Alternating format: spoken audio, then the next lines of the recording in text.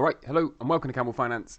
I'm your boy Camel, and I'm going to start this video as we must, showing more Bitcoin adoption. So just in, McDonald's now accepts Bitcoin payments in Switzerland. We are continuing to see adoption, and I'm sure we will continue to see continued adoption. The Argentina's state-owned energy company is now supplying power to an international Bitcoin mining company. So again, we are seeing adoption on a global scale. NYDIG has bought $720 million worth of Bitcoin at an average of $19,172 per coin. The capital was raised by just 59 investors, and that's an average of $12 million per investor. Russia's central bank is going to require Bitcoin and crypto to be recorded as assets by banks in their accounts. We've got an all-time high for Bitcoin in terms of the one-year hodl wave, as 61.9% of Bitcoin has not moved in over a year. People are not selling even at these lows. And speaking of all-time highs, the Lightning Network now holds over 5,000 Bitcoin, and Bitcoin is scaling. This is a new all-time high for the Lightning Network, and the hash rate is also at all-time highs for Bitcoin. The network has never been this secure. There's never been this many miners plugged in. It's never been this safe to keep your money in the Bitcoin network.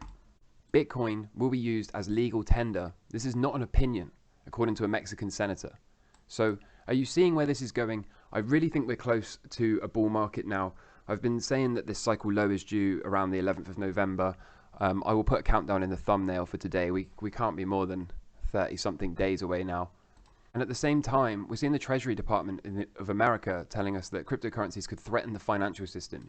Are they finally going to start to take this thing seriously? There really is no need for a bank or any bank if you can have your own Bitcoin, especially once we continue to see everyone roll this out and accept it in everywhere you might go and spend it. And of course, we're seeing countries make it legal tender more and more often now.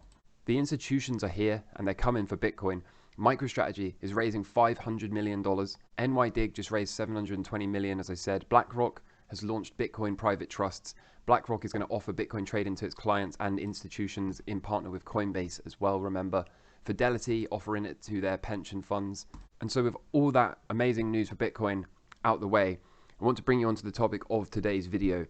Watch how quickly the narrative changes. What do I mean? Well, first of all, I want to point out that I've posted this scenario before, this blow off top to let Congress out at the top. So if you haven't seen that, go and watch that. If you've seen that, then you'll know what I'm talking about, right? In essence, I was saying I think these lows hold. Now, that so far is kind of wrong. We have swept the lows, although we are currently also above the lows. But my thesis was that we're going to get this big blow off move following a Fed pivot. It's going to take us to new highs, and then they're going to ban Congress from owning stocks at the top. They're going to do this under the guise of protecting investors, and that will be the catalyst to let them all out of the top, and we can go full Great Depression, Great Reset off the back of this. This is not a popular idea. This is not a popular thesis at the moment. And of course, all of this is centered around a Fed pivot. And I've been getting some comments saying that it's delusional to expect a Fed pivot. Well, let's see about that, because the UN, the United Nations, is now calling on the Fed and other central banks to halt interest rate increases.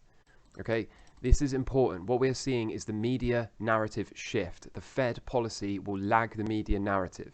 So we are seeing the media narrative shift. The UN is coming out and telling us that the Fed and other central banks need to halt their interest rate hikes.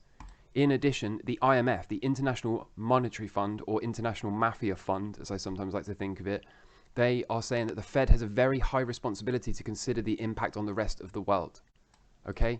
And remember, this is coming off the back of an emergency meeting from the Fed that took place this Monday. We still haven't got the results of that. I will make sure that as soon as I can get hold of them, I will let you know what they are. And on top of this, the Fed is starting to feel international pressure. Okay, the UK's Chancellor is telling us that high interest rates have been driven by the Fed. It's a global issue. So this is all looking like this pivot is on the table.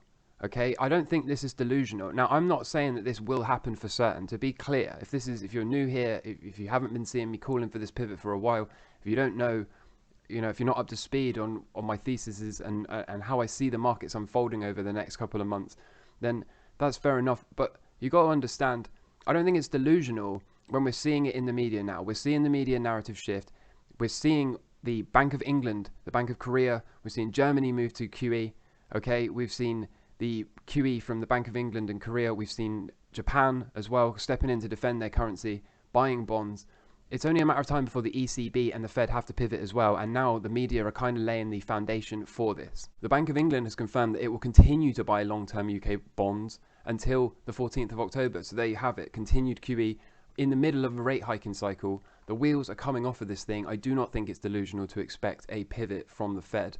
I'm not saying it will happen with certainty, but what I am saying is the stars seem to be aligning for one of these moves, and you do not want to be caught offside when the Fed pivots, because we will get an absolutely face-melting rally that everybody hates and nobody can understand.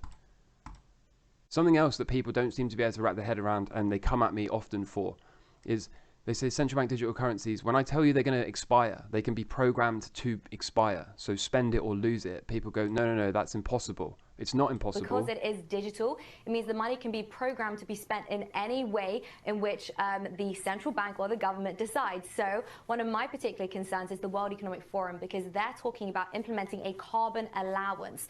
Now, this means each individual will be given a certain amount of, whether it's credit or whatever it is, carbon that they are allowed to emit. And how do they implement that? Through a central bank digital currency. So if I buy too many plane tickets, or if I buy too much meat, because those things are all supposedly very bad for the environment, my money when I go to fill up my car could then be declined. So now they're literally controlling what we can and can't do with our money. It's also important to realize that the money can expire. So during times of economic uncertainty, central banks love to print lots and lots of money, which causes inflation. But we could get to a point where they say, instead of printing money, you have to spend at least 10% of your savings in the next 3 months. If you don't spend that money in the next 3 months, then that money is going to expire. And if you can't save money, well, then you can't build long-lasting generational wealth.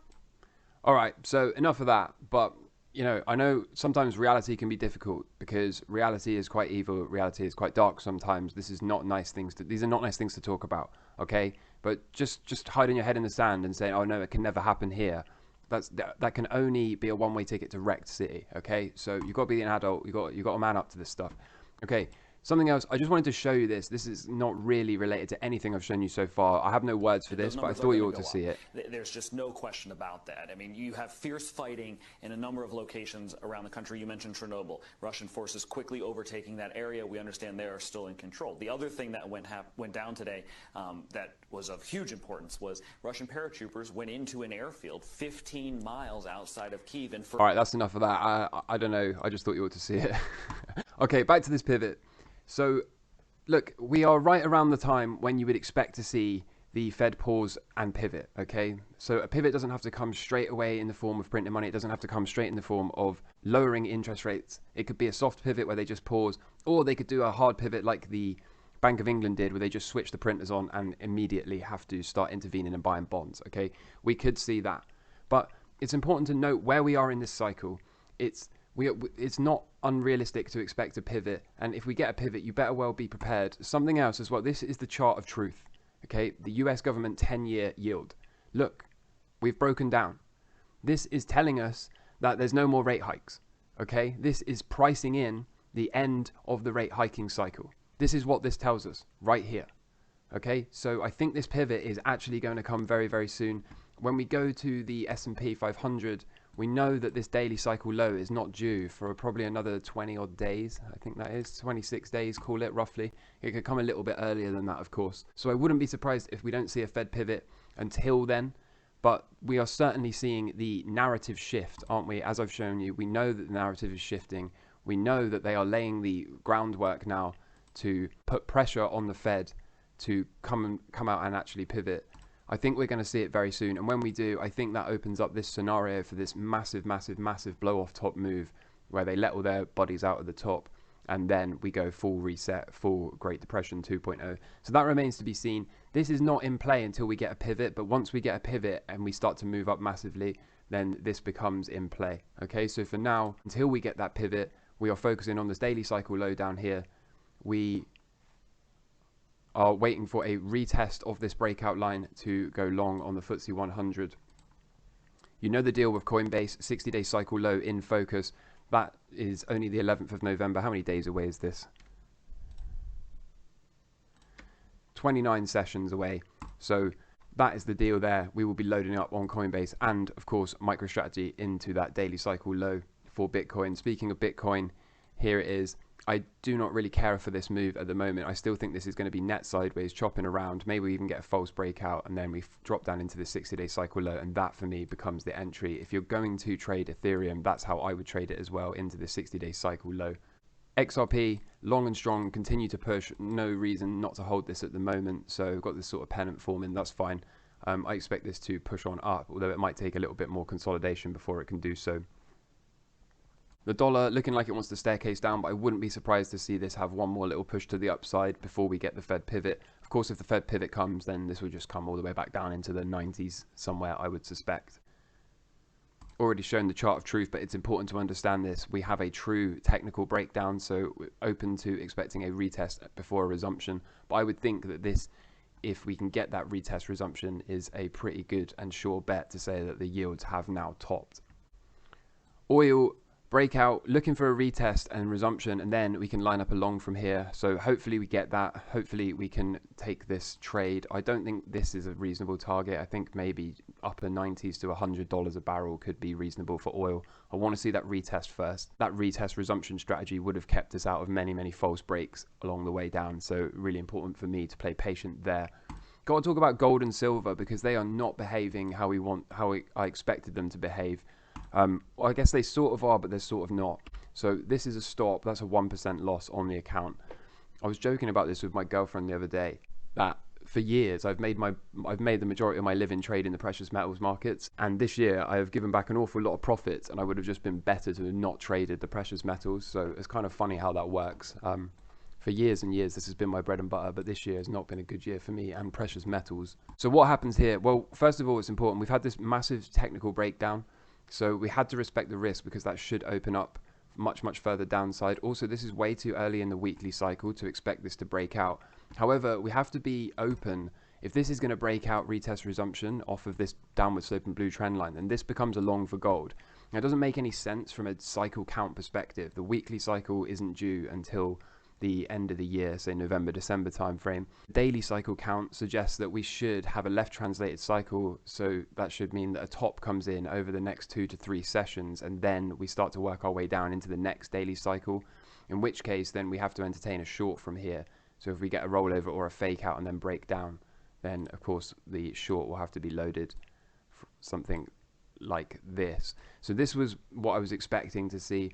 Have to be open here to just flipping long or short depending on what the market tells us. At the moment we're right into resistance. This is kind of no man's land, but a break of this line we have to flip long, and we just have to respect that now might be the time for a long trade on the precious metals. The metals markets kind of suggest that they're pricing in this Fed pivot ahead of time. So maybe that's what we're being told right now, but until we're above this line, until we're above this, we can't long, in my opinion. And any sort of fake out or rejection here would be a max leverage short from me. So line in the long up, also open to being short. My bias is that we're going to be short, but again, as a trader, strong opinions weakly held, right? Silver yesterday put in, I think this is the 7th largest candle in silver's history at 8 point something %. So really rare. We've got a trend line break here.